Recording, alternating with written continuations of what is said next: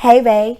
Given that's how we live it, don't be mad at the system, it's simply how we've existed. I hear a lot of people talking like they politicians and choose to be an accountant because it's safe in the business. Good morning, good afternoon, good evening. I love you. God loves you best. Hello, hello, hello, and welcome. You are tuned in to RoniP TV. I am yours truly, RoniP. And today, or tonight, we will be reviewing Married at First Sight, Season 10, Episode, you guessed it, Episode 9. We have arrived, ladies and gentlemen. I am on time. Finally, and it's happened to me. I digress. Season 10, Episode 9. Yes, the L word. So we're going to get right into it because this was a really good episode. There were things that I was not expecting to happen that happened, threw me for a loop. So let's talk about it. Okay, so the episode opens up. Michael is helping Mika remove her extensions. I think this is a really good bonding session when you see someone or when you see a guy doing something like helping a girl, either taking out her hair or maybe helping her twist up, especially for us natural hair girls, helping us twist up our hair or moisturize, grease our hair. It's always something that we take as a token and a sign of affection. It really is, and we appreciate all of you that do it. It's really loving of you. During this time, Michael decides to share with Mika that he has decided to decline the principal position. And immediately, Mika's antennas go up. She's like, hold up, bruh. You were just sharing with us in the beginning of the honeymoon that you had taken this new position as a principal and, you know, all these new things were going on. You were going to be getting a salary increase, da-da-da-da-da. Now you're telling me that you decided to decline the position. What's tea? Okay, so he said he didn't think that it would be a good move because things changed when he went to go and speak with them. You know, things had changed with the salary, things had changed with different requirements, things had changed with the hours. And Mika's position was you had already signed your offer letter. So if you had already signed your offer letter, then there shouldn't be any changes of this magnitude that are going on because you had already made this decision. You had already spoken to them. You had already sealed the deal. Well, Michael explains that there are different mandates because it is the parishioners that make these decisions as opposed to the school board themselves. And I'll go for that because I know that there are certain decisions that are made by the board of directors when you're dealing with a charter school as opposed to decisions that are made by the school board themselves. So there are certain things that are not mandated by a charter school that are by a school board. So I could see where there may be some changes that have happened that are not necessarily within the parameters of the school board within the district they live in, or the county school board. And because it's a Catholic school, I presume, because he did say that the parishioners make the decisions on certain metrics when it comes to people getting positions at the school. And Mika just felt hesitant to believe him. And that just comes from her previous experience already with having some issues with there being maybe some falsities or him not telling the whole truth and nothing but the truth, i.e. the sex gate. So, which I want to address. In episode 7, Pastor Cal came in and he was talking to Mika and Michael. Mika addressed again there were reasons why she couldn't trust him, and she brought up again, upon asking about the conversation that they had before the honeymoon, about Michael stating that there would be a requirement of them having to have sex on the honeymoon in order for their marriage to even proceed. So Michael says that he didn't say that. He says that the word expectation was mentioned and what that would look like as far as sex on the honeymoon. Here's my take on that. I believe Mika, because if she's saying that he said that they have to have sex in order for their relationship to proceed, and I'm paraphrasing right there, the word expectation falls in alignment with that conversation. He expected them to have sex, and if they didn't have sex, then he had a problem with that. Okay, and then when the cameras come around, Romeo says, oh no, I never said that. So, and I've met people like that. They're Dr. Jekyll and Mr. Hyde. They're one way when people aren't around, and when people are around, they're so chivalrous and cavalier, and they're just so kind and warm and all of these things that people think that they are, that they really aren't. So yeah, I believe Mika, and it would be frustrating. And I could not, even at 25, I could not proceed in something like that, because those are telltale signs that something is only bigger festering that's going to occur later on if she continues in that relationship. And so when he was trying to find a way to deflect and the pressure was getting put on him, he decided, well, if I get angry, that's going to be a clear sign that I'm trying to deflect. If I try and do anything that might give them an indicator that I'm trying to deflect, he didn't want to do that. So what can I do in this very moment that would deflect but not give them signs that I'm trying to do that? Cry. No one expects me to cry right now. And that's what he did. Instead of using those tears as a place of honesty and frustration when they asked, why is he crying? And being like, I feel like I'm being painted to be part of the Me Too movement. Like, this is bothering me that she thinks that I would put this expectation on her to want to have sex. She's her own person. That's her body. I have no control over that. And Mika, I want to say in the front of Pastor Cal, in the front of all these cameras, I sincerely and truly apologize that I made you feel that way. Yes, we had that conversation. Yes, I put it out there that there was an expectation to have sex, and I apologize. I did make it seem like that was an expectation on my part, because it was, and I shouldn't have made you feel uncomfortable. I shouldn't have done that. It was just a conversation of where we would be as far as that category of the relationship and the marriage fell at, and I was open to it. But certainly it makes me feel really uncomfortable to be painted in this light as if I would pressure someone into doing something they didn't want to do. Now, if he came from that approach with the tears and addressed the sex, then I would have been okay. But instead, he went on this, I just feel like I'm failing.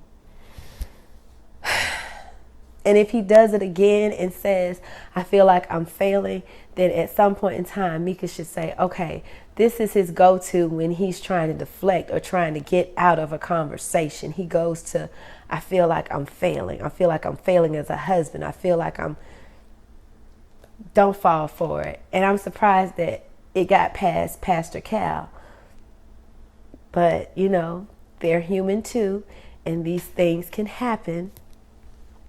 Again, later on, Mika sits down and she talks with Michael, and she addresses and lets him know that she really feels, apprehensive and she wants to know more about why he didn't accept the position as the principal.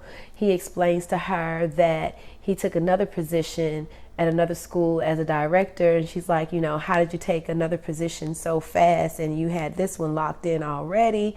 And I'm just pulling out a scenario as I was listening. I'm like, maybe he had another offer on the table and he decided to decline that one, but he rescinded on his rejection to that offer and saw if it was still available and rescinded on the rejection to see if he could get the position as the director at the other school. That is the most logical explanation that I could fathom at the time. But he couldn't pull a rabbit out of his hat that fast. So although he's in education, he's not that swift of a thinker. He decides to tell Mika that he doesn't feel comfortable disclosing or sharing certain information with her right now because he feels like she's not trustworthy. He doesn't feel like he can trust her right now. He actually said that he feels like she's looking for an aha moment to like catch him in some type of deceit. If she was looking for her aha moment, she's found her aha moment, her gotcha moment, her abracadabra moment, her bam. She's gotten all of those within the first 7 days. And we're at day, 17. So certainly if that's what she was looking for, an aha moment, you've given her more than several to rely on, Michael. But I forgot that point about the tears, and I wanted to make sure that I pressed upon that. And we're going to keep it moving forward.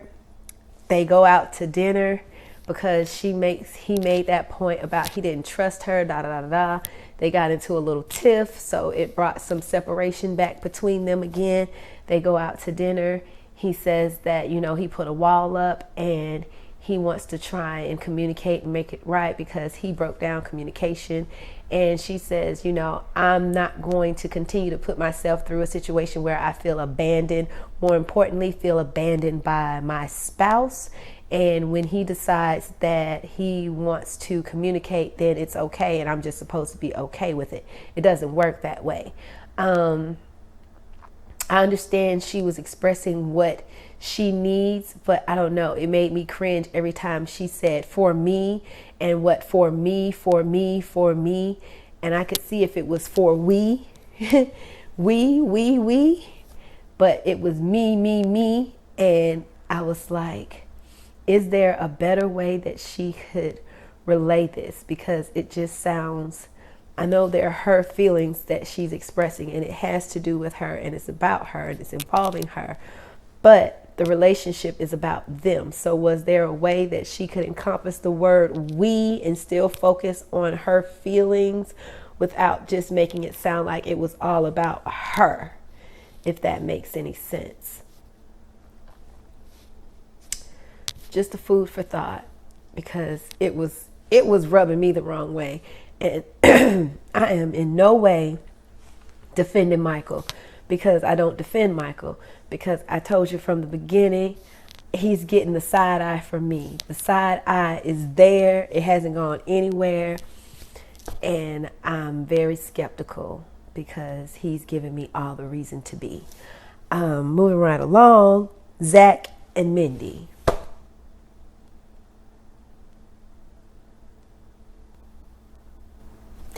The only thing I can say about Zach and Mindy is that Zach's friend Lisa solidified my thoughts that Zach made a mistake by even signing up to be a part of this process. Lisa expressed how she would feel really alone and really lonely if she was paired with someone like Zach, who's going through the process the way he is. Because what he's done is a form, in a sense, of abandonment. It's a form of, he's not physically there with her, so it's physical abandonment. He's not there for support, so there's emotional abandonment. And for whatever reason, she's still trying to hang in there. So I'm not going to give too much into that. That's where that is. He shouldn't have signed up for it. And she asked him a very good question, because he started talking in circles with her, and she gave him the look. And she says, have the experts shared with you how you can overthink things too much? He's like, oh, of course. So this is something that he does in his normal day-to-day life. This is how he speaks. This is how he communicates. And he's a detriment to himself as far as his communication.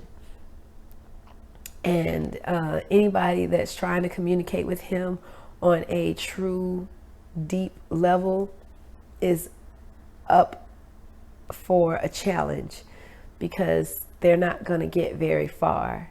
He has to really dig for substance to pull something out.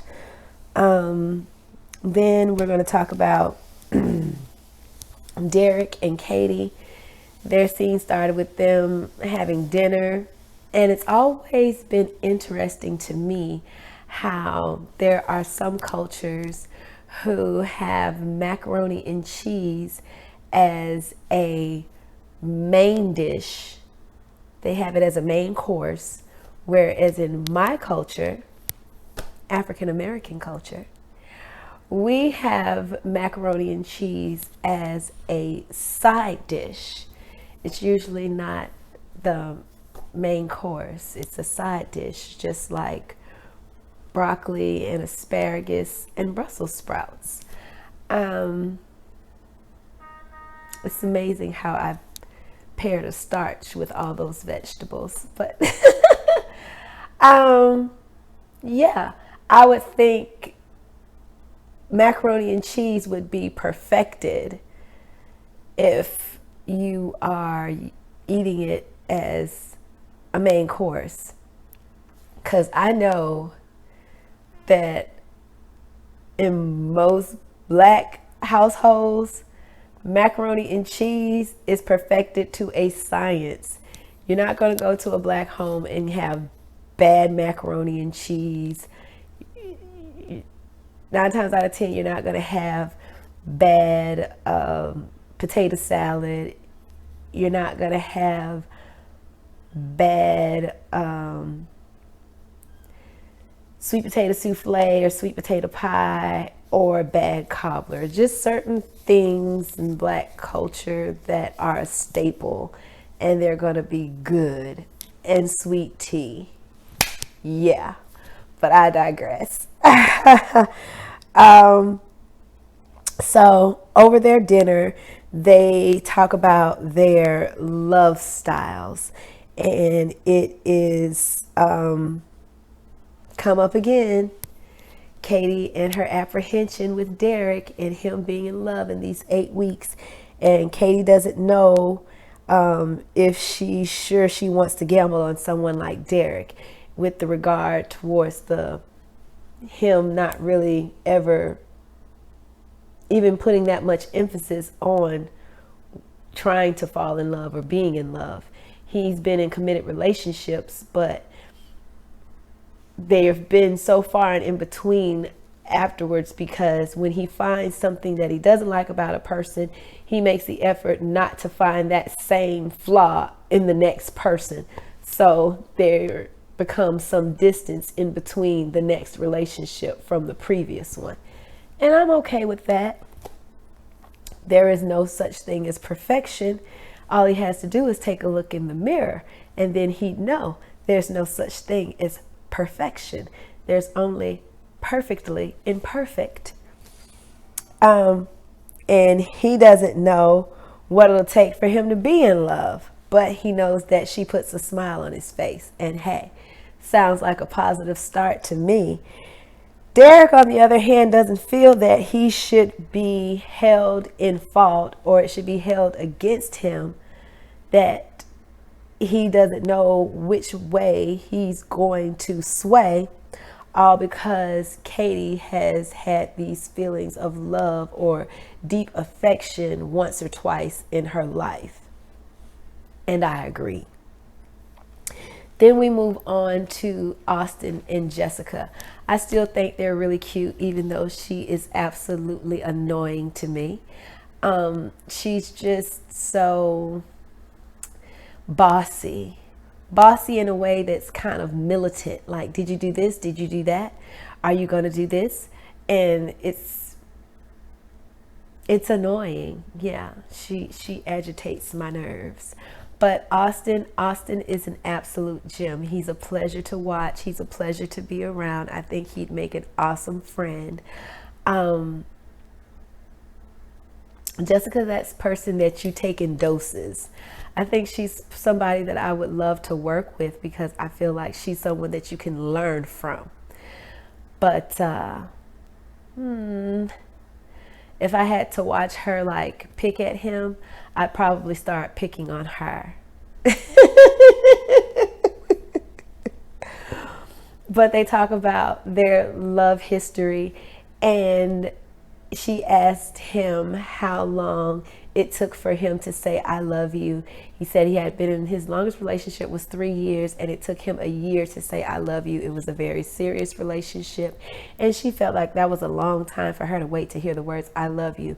Well, the reward of patience, my dear, is patience. And if you want to hear those beautiful 3 words said, then might I suggest you utter them first, and just maybe you'll get an I love you too. But oh no, that couldn't possibly be Miss Jessica. See, Miss Jessica wants him to say I love you first. She plans everything. And she even went as far as asking him, when did he think he might even say I love you? He's like, I don't know. I don't plan those kind of things. Love is not something that you plan, and you don't. It's a feeling. Love is something that you feel. Love is something that you see. I can see love. I can feel love, and therefore I know love, but I don't plan love. I look forward to it, but I don't plan it. And then she wasn't even sure if she had ever been in love. She just didn't know if they were just deep feelings that she had or if it was actual love. So she really shouldn't be in a hurry to hear those words. She should be taking this opportunity to just learn more about herself in a relationship. I think that would be really, really, really advantageous of her to just take this time to explore herself emotionally, learn more about her, because he is emotionally in tune with his feelings where she is not, and she can learn a lot from him in that aspect. So, but I really still think that they're on the right track. So kudos to Austin and Jessica. Oh, now we have the moment we've all been waiting for. This entire rest of the review is dedicated to none other than Mr. Brandon and Lady Taylor, or we'll just call her Taylor because she wasn't much of a lady this episode, in my opinion. Okay, so their segment opens up with them discussing their love language, and they sit down and they talk about their history and relationships. Well, he discussed his, she really didn't discuss hers, but I just want to right now focus on body language. She was very sulky. She was very disengaged. While she claimed to be there, she wasn't there. And all of this is going back to Panama. This is all going back to the Panama incident that she said that she wanted to put behind them. He said he wanted the opportunity to hit the reset button. This is when reset goes wrong, because nothing has been reset. It's just a undertow, a tumbleweed of something that has gotten bigger and bigger and bigger and bigger, and it's festering, and it's become a canker sore of what the and it's more so Taylor, in my opinion, than it is Brandon. Brandon has been made to feel like, okay, I've done something really, really, really, really, really, really, really bad, and I don't know how to get myself out of this hole. I know how that feels. So you remove and withdraw yourself. I'll speak when spoken to, because I don't want to say the wrong thing. I don't want to do the wrong thing. And the less I say, the less I do, I can't get blamed for anything wrong. Well, sorry, Brandon, because you're getting blamed for doing nothing now. Because she says she has to come in the room to get you. She has to come in the room to talk to you. She's like, all you do is engage with your Xbox, and I have to come in and want to talk to you, da da da da da. And he's like, why would I want to engage with someone who looks like this? And when he said like this, he was talking about her body language. She was sulking. She was like,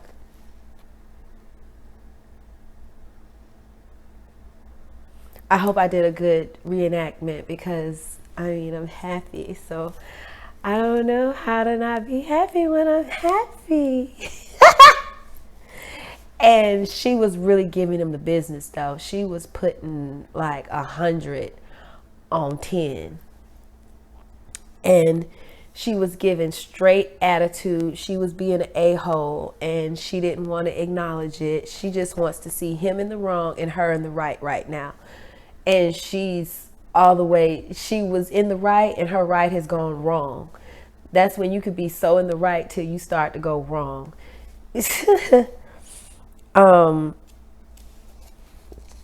But he expresses how he's felt and what she's done to make him feel that way. So she decides, no, okay, I've heard him. This is what I'm going to do to try and fix it. She cooks dinner. She cooks a really nice dinner. I remember there was asparagus, mashed potatoes, there was some meat. I don't know. It was so much food that it was like packed on the plate, and I couldn't like identify everything, but I knew there was asparagus and there were mashed potatoes. But it looked appetizing. And immediately, instead of them being able to enjoy a quiet evening together and talk and engage, and she takes that phone out and she wants the chicken, and that the sound that the phones used to make, or the cameras, click, click. She wanted to do her little Snapchat, her little IG post, tweet about it, post her food. I mean, it looked like a really healthy struggle plate. Why do you have to post that? I can only imagine what her captions say. But and right when he was about to go and eat, she's taking the pictures, and he's like, oh, wait, let me. Most people stop because they're about to say grace, you know. God is great. God is good. Lord, we thank you for this food. But no, he had to stop because girlfriend said, hold on, let me get in there right quick. Get in. And I was like, girl, bring it back. Calm it down. Stop. Your food gonna get cold. His food gonna get cold because he feeling some kind of way. He has addressed this on numerous occasions. Like, do you have to post everything? He like taking pictures of his food too. He said that, but you at home. You're not at a restaurant. You are not at a 4-star, a 5-star. You are at home. So why are you posting a struggle plate? Riddle me that, Taylor. It didn't need to be posted. And then she's steady telling him, no, go ahead and eat. Your food's going to get cold. I thought we supposed to be eating together. Did you just make your plate to take pictures of it? I mean,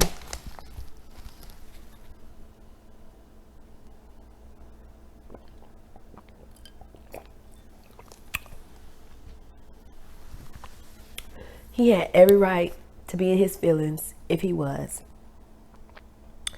So Brandon immediately questions if she is committed to the relationship or if she is more committed to social media, because he does not feel that she is there to be married. And then they recap and they show how she was taking all the pictures on the honeymoon and how she was just like with the wives and everything. But I don't see where she's done that with Brandon himself. I don't see where she's posted things with Brandon. So, and then I noticed when he said he's made effort and he got up from the table with his plate, he was like, you know what? I lost my appetite. I'm done. She has like one of those watches devices on her arm, because the Android now has them now too. But I'm going to go on and say it was an Apple Watch. So she has an Apple Watch on. She has the phone device. I mean, she's a walking, talking, mobile. She's just a walking electronic. She has some type of device strapped to her somewhere. I'm surprised she doesn't have one on her ankle. She has devices everywhere. He points out her bad attitude, and this was her response. Let it be hard then. Really, girl? Really? That's what we doing now? Taylor didn't stop there. Taylor decided to take her frustration and her angst to social media. Taylor posted on IG a video that had on the side these specifications that said single, sane, 6'3", employed, any race. And I'm like, that's very descriptive for a woman who's married. Oh, because she said she was single. I don't know how married people can be single. I mean, I know how you can be divorced and single because now you're no longer married. So therefore you're single because you're divorced. So that makes you single. But married people can't be single because they're married. At least that's what I was told. And that's what I knew it to be when I was married. I was married.